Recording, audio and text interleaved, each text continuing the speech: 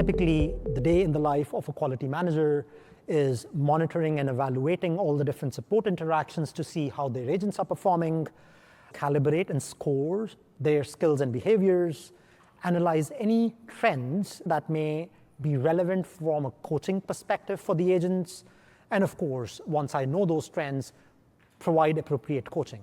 So let's say I am a quality assurance manager. This is the Elevate product. I land on a dashboard at a very high level. There is nothing alarming that catches my eye, but maybe I want to dive deeper. So this is where you see a detailed dashboard as a quality assurance manager. The chart very clearly shows me that the average QA score for my team is more or less the score of my top performing agents, which is a good sign.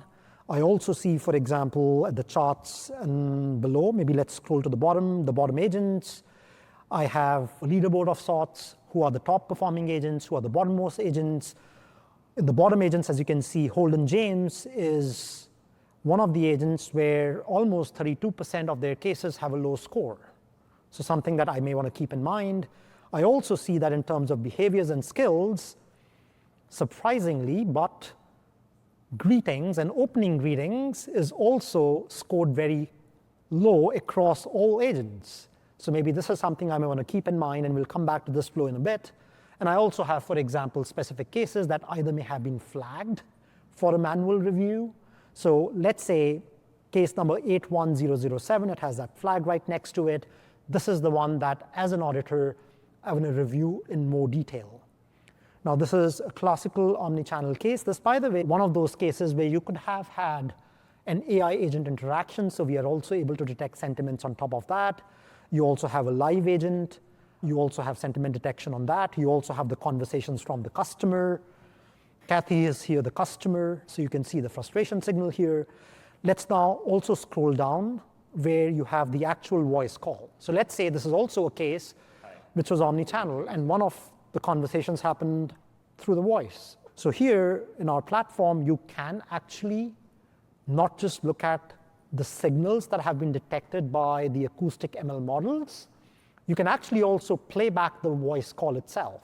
Am I speaking with Kathy? I'm just going to place you on hold. So as I'm doing the manual review, I figured out that maybe the ML models did not match it correctly. Maybe something that was supposed to be hold was marked as dead air, and maybe that's the reason why the agent is being penalized for confusion or dead air during the time. So this is where I can actually make the changes to the call itself, make those corrections, and as I make those corrections, I can actually start a manual review, and I can take the auto QA score almost as a starting point, and then make the appropriate corrections to the scorecard. And the scorecards can be very easily configured. You can define the skills, you can define the behaviors, you can define the weightages that you're going to give to each, and how you want to score, and you can define your scoring scales and everything.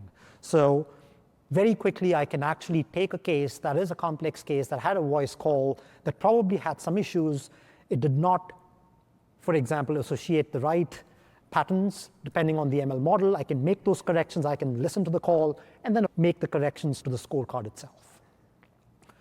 The other thing that I could probably be doing is the assignments. I mean, there is always a need, while AutoQA is going to AutoQA 100% of your cases, there is always going to be a need for manual intervention where for selective cases, you want to do a manual audit.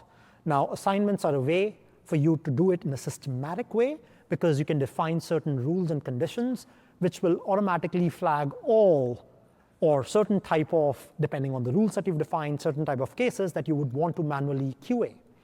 Now, in this particular case, we've also introduced the calibration reviews.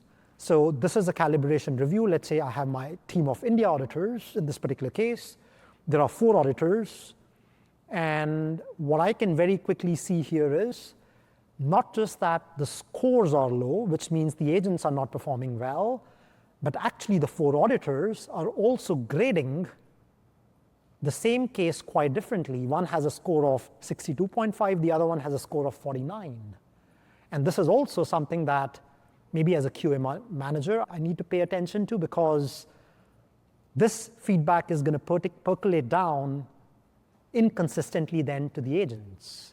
So maybe one of the things that I want to do is, maybe I want to create a new calibration assignment and maybe pick up a more specific case. Maybe this was a general one.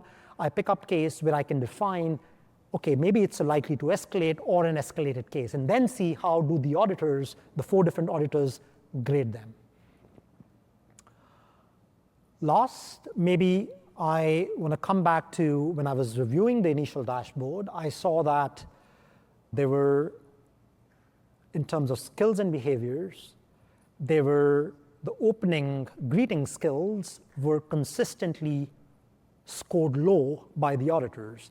So by coming to this dashboard, I can very quickly filter, show me all the cases that had a low score for the greetings, for the opening greetings, and then I can actually manually review some of them one by one.